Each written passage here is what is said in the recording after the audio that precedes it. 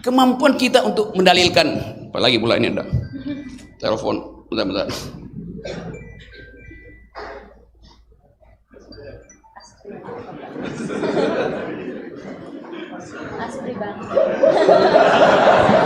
Prabowo nelpon disuruh Jokowi.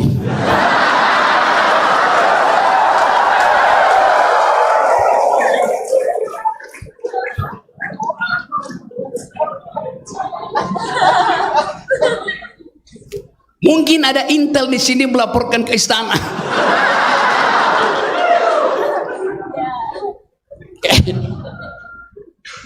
Saya lanjut ya. Tadi disebutkan problem negeri ini adalah upaya untuk bertanding menyediakan energi dunia. Bertanding. Coba saya buka supaya dia dengar ya.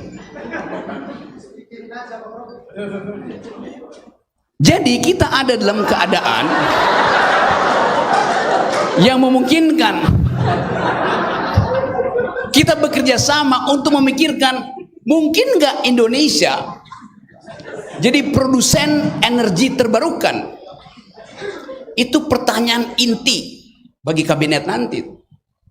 Saya kasih ilustrasi singkat tentang recent political issues di tingkat global. Ada yang dari jurusan hubungan internasional di sini. Siapa yang belajar politik internasional? Grace belajar. Ada. Oke, semester berapa kamu? Ya. Universitas Pelita Harapan, jurusan hubungan internasional. Semester berapa? Oke, sudah selesai. Selama kamu kuliah, kamu berlangganan nggak majalah semacam foreign policy? Ya. Apa?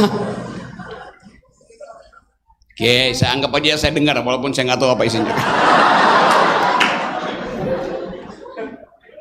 2 minggu lalu, majalah Foreign Policy, majalah yang menganalisis gejala ekonomi, politik, security, ideologi dunia,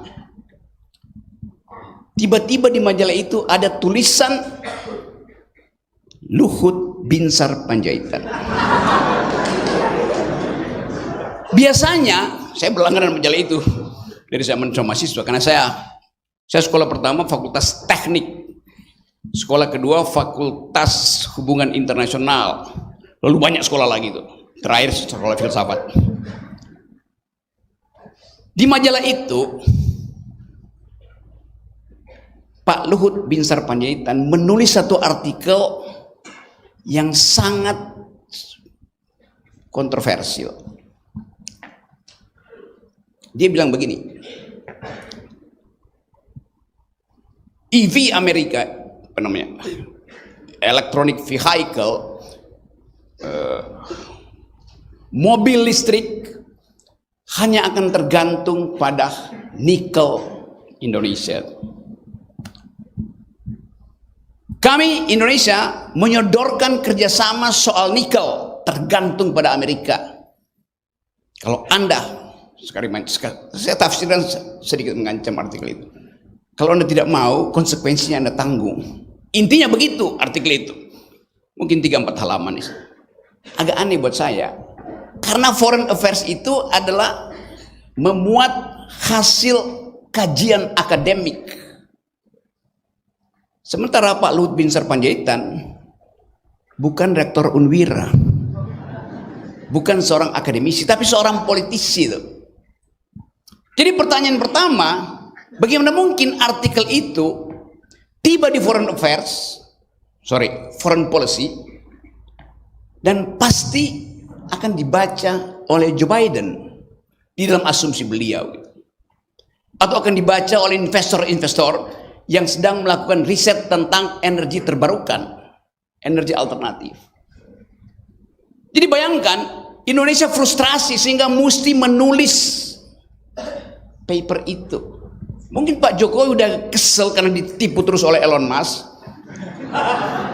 terakhir ditipu oleh Apple, maka dia ancam Amerika dengan pikiran yang seolah-olah akademis karena ditulis di jurnal akademis, padahal itu adalah proposal politik, juntoh proposal bisnis.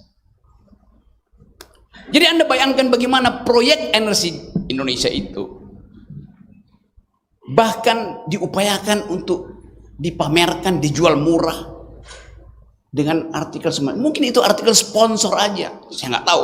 Mungkin ada orang yang buatin itu, atau redaksi menganggap ya muat aja lah, buat sekaligus nunjukin bahwa ini kebodohan Indonesia begitu tuh.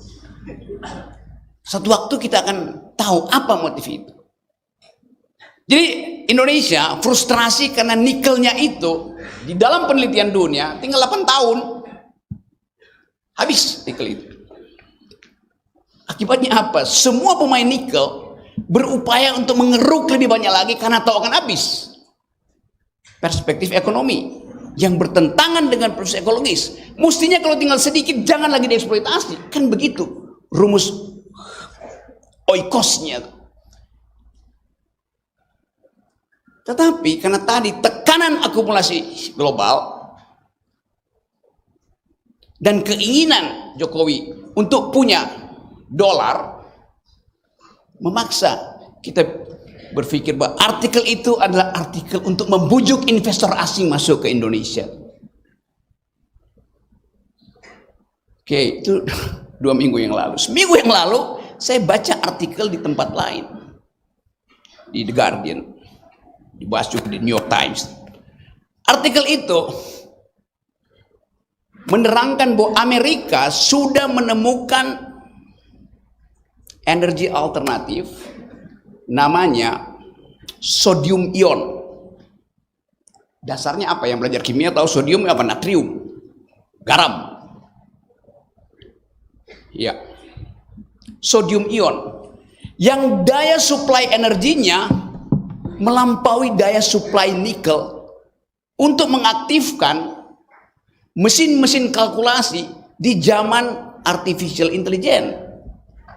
Mesin-mesin learning mesin itu yang kita sebut artificial intelligence, dia harus beroperasi 24 jam terus, dia mengkonsumsi energi banyak.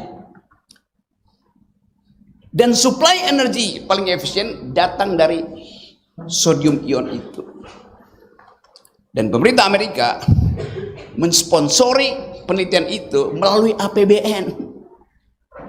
Jadi mungkin ketika Pak Luhut selesai menulis, diterbitkan, tiba-tiba artikel itu pingsan mungkin Pak Luhut. Ya elah, ternyata Joe Biden udah menemukan energi baru. Kita tahu bahwa energi itu adalah bagian dari politik intelijen sebuah negara. Energi itu selalu disimpan, rumusnya tuh. Setelah selesai mungkin tinggal produksi baru dia buka. Nah kita nggak punya kemampuan itu. Nikel kita dengan mudah, dia itu cuma bagian itu, hilirisasi selesai, dibikin apa namanya, smelter, habis sudah. Jadi terlihat bahwa persiapan politik ekologi kita dibatalkan hanya karena kecerdasan kita untuk membaca potensi negara lain melakukan riset tidak kita miliki. Sementara orang kayak Elon Musk pasti dia punya intel ekonomi di sini untuk melihat apa yang dilakukan Indonesia. Jadi nggak ada gunanya diplomasi kalau tidak ada kemampuan intelektual origin kita untuk menghidupkan riset. Dan sekarang riset itu ditagih oleh seluruh dunia. Risetnya harus mampu untuk mempertahankan the very idea of sustainable development. Itu dasarnya. Saya balik pada soal nikel tadi. Apakah nikel merupakan energi yang sustainable? 8 tahun habis. Kalau sodium, natrium, air mata kita itu mengandung garam. Jadi kalau para pria di sini habis diputusin oleh pacarnya, dia menangis, tangisan dia teteskan ke HP-nya, HP-nya hidup. Karena listriknya dapat langsung dari air matanya yang mengandung sodium. Jadi perbanyak tangisan supaya HP-mu tidak lowbat.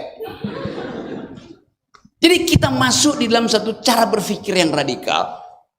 Bagi mahasiswa, bagi researcher, dosen, do think the unthinkable. Itu prinsipnya. Berpikirlah yang tidak dipikirkan orang. Mungkin artikel Pak Luhut tadi diprovokasi oleh pesaing-pesaing energi terbarukan, dan mereka tahu artinya, ya Indonesia nikel doang yang 8 tahun lagi habis.